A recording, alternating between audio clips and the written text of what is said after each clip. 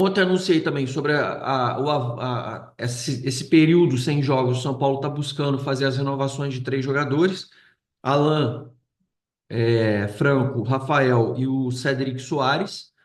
O São Paulo ainda tem mais um prazo, tem mais uma coisa, mas nesses dias o São Paulo tem uma perspectiva. Eu não disse que vai renovar, eu disse que tem uma perspectiva de que nesses dias sem jogos avance-se na renovação desses contratos.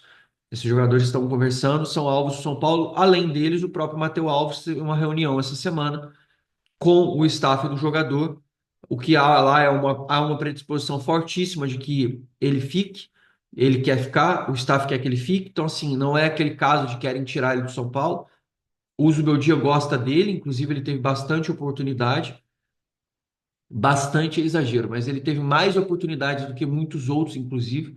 Ele jogou na estreia do Paulistão, depois jogou contra o Red Bull. Sim, ele ganhou minutos, ganhou oportunidades. O Matheus Alves, que foi muito acima da curva no jogo contra o Grêmio, mostrando que ele e o Lucas Ferreira, por exemplo, estão num estágio, uma prateleira completamente acima do sub-20 já. Estão jogando lá para manter ritmo, mas existe uma forte perspectiva de que essa semana se caminhe nesse assunto.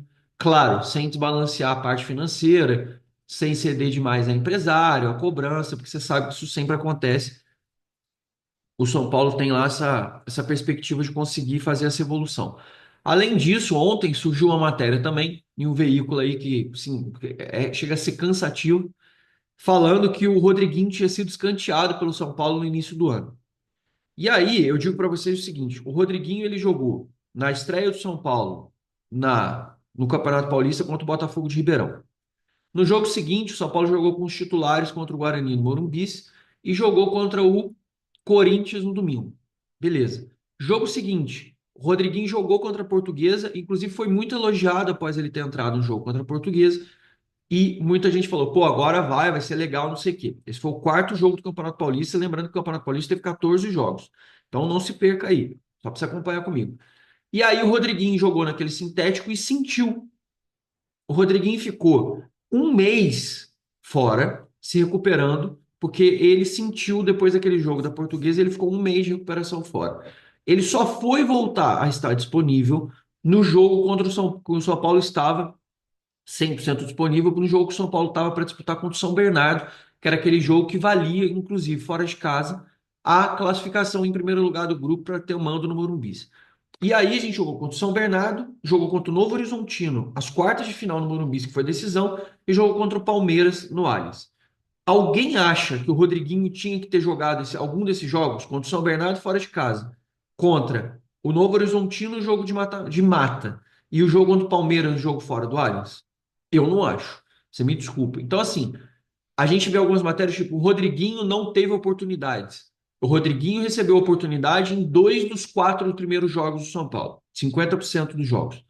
O jogo seguinte, depois que o São Paulo, na semana seguinte, o São Paulo fez outros jogos.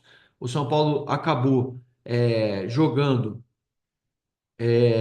contra o Red Bull, por exemplo, e o Matheus Alves, acabei de falar, foi o titular. Talvez o Rodriguinho naquele jogo fosse titular, e se não fosse titular, ele muito provavelmente teria ganhado chance e não ganhou porque ele não estava disponível para poder jogar. Ah, Zanqueta, mas os meninos depois não tiveram oportunidade. O Ferreira teve pouco espaço, o Rian Fresco teve pouco espaço. Você tem toda a razão nesse sentido. Mas como que você vai fazer uma matéria alegando que o Rodriguinho não teve espaço se ele estava lesionado no período e se ele jogou 50% dos quatro, ele jogou dois jogos dos quatro que tinham tido até aquele momento? Você não pode manipular as coisas falando desse jeito. Essa manipulação dos fatos, esse hype que as pessoas colocam, porque o torcedor de São Paulo já tá puto com a falta de oportunidade para a base. 100% razão. Tá sendo pouco utilizado, o Zubeldia tá usando pouco, tá todo mundo puto, todo mundo incomodado. Certo, certo. Esse ponto é indiscutível. Mas existe uma coisa, o seguinte, você dizer que um jogador que estava lesionado e fora de combate não teve oportunidade é absurdo.